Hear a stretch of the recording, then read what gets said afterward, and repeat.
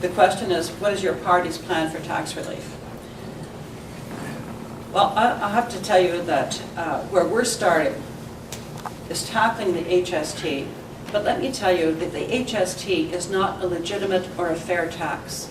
The HST is a sleight of hand that it buys us nothing.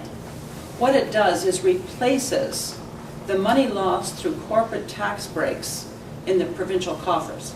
You can't run a province without cash, and so what they're doing is taking the money through the HST from us as consumers to replace the money that's given out in tax breaks. So what we're going to do is reverse that in every way we can. Now, we can't reverse it entirely. The HST is a 5-year deal. But we are going to nibble away at it. And frankly, the idea that we came out with last February to take the HST off home heating and hydro costs is obviously a good one, because Tim Hudak's Conservatives adopted it 3 months after we promoted it. So we know that's a sound policy. We'll do that. Where we're going to go next is with gas tax. We're going to take 1% off gas tax, 1% a year for 4 years. This will bring relief, especially because we're not only taking some of the tax off gas, we're actually capping the price of gas to prevent people being gouged at the pumps. So we believe in fair taxes. We're tackling the HST, and we promise you at the end of the day, with our policies, you're going to have more money in your pocket and in your bank account. Everybody will pay taxes. The corporations will pay their fair share.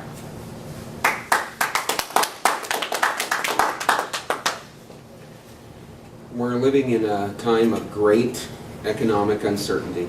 You just don't need me telling you that. You watch the news every day and see what's happening down in the United States.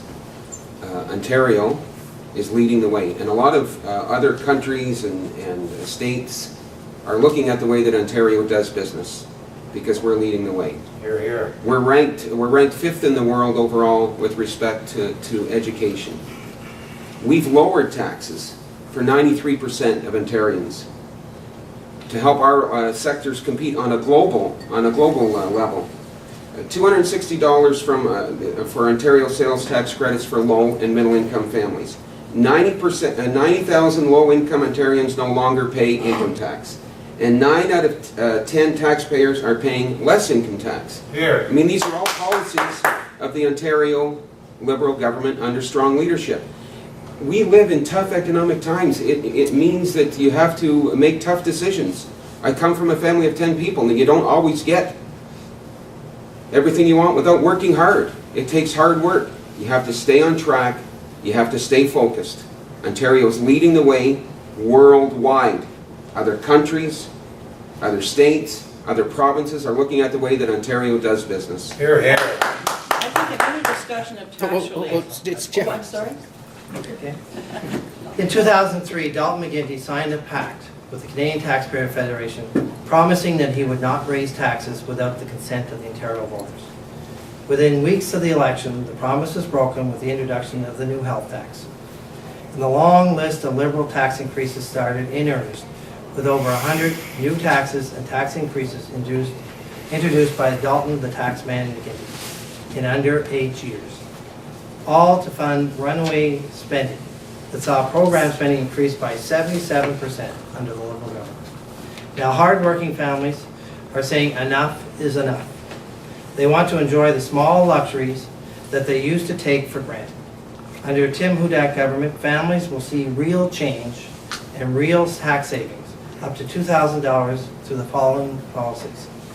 Income splitting for families. 5% income tax cut on the first $75,000 of taxable income. Cancellation of eco-taxes on everyday household items. Removal of the HST from hydro and home heating. Cancellation of the debt retirement charge on hydro bills. Impact local property taxes by extending gas tax to all 444 municipalities instead of the 89 large cities that receive it today. Ontario needs real change. It needs a progressive Conservative government to get our province back on track. I'm afraid that crowd might be a pretty deep rut. I don't think we can fairly discuss tax relief without talking about that tax that has another name, and that is user fees, which is the tax on the willing. and the tax on the able, the tax that we have to pay to make up for provincial programs that aren't sufficiently funded by the tax base. Consider in 2010 in Ontario, Ontario parents spent $500 million in user fees to keep their kids in the courses they wanted to take and enjoy the programs the schools were offering, only for those willing to pay that extra tax. So really, I'd like to know where your programs are going to be funded from. You say they're funded, I'd like to see the money. We've shown you where ours is coming from. Just gonna answer. Our plan is well priced out. We also have a plan to help out our students. We realize education is one of our 2 top priorities. We realize to be competitive, one advantage we have today, we're losing because of the price of education to the upper levels, and we have a plan to allow Ontario students to go back to school and to get that education that will benefit all of us in the future. There's a $14 billion hole in the Conservative Party platform, and what it leads to is deep cuts. We all remember what happened at Walkerton. We all remember the rolling blackouts when you couldn't turn on a light switch in Ontario. We all remember those days. Ontario is now, when the other party talks about trying to get on track, we're on track. We're leading the way. We're leading the way right now with respect to job creation, with respect to the economy. I can see that the Liberals have a great program for conserving electricity. Our businesses are leaving. That is the main reason why we have no blackouts today. Our power consumption is way down.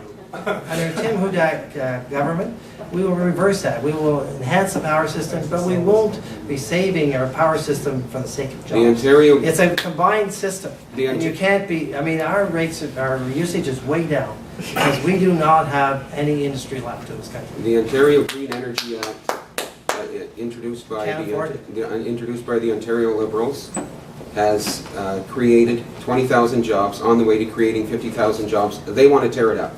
We live in a green economy. To somehow think that you can manipulate world oil prices and focus on gasoline when you have an Ontario Green Energy Act and say you're going to tear it up when it's creating jobs, and all you have to do is look, go around the riding to see the people that are using, the farmers that are using the solar panels, and you have a party that says they want to tear it up. Power is just too important for us not to discuss it. I'm sorry we didn't have a question on it entirely. I want to say that the NDP also supports the Green Energy Act. We will take it forward, but we will expand it to this extent. We're going to let OPG bid on some of these green energy contracts. Right now, our public provincial utility is locked out of that the bidding process. So we're going to expand the public ownership and involvement in power. There is tremendous abuse and tremendous loss. It's interesting to hear the word competition, because under the current Liberal government, $6 billion deal was sole source to Samsung. And as far as I know, that's a Korean, South Korean company that does a very good job of looking after jobs in South Korea. We need jobs in Ontario. $6 billion. This is sole source. This is important. No discussion, no bidding. That was handed out. This is important. We can no longer do that. Just like the service centers on the 401, all closed down, sole source to one owner operator, 44.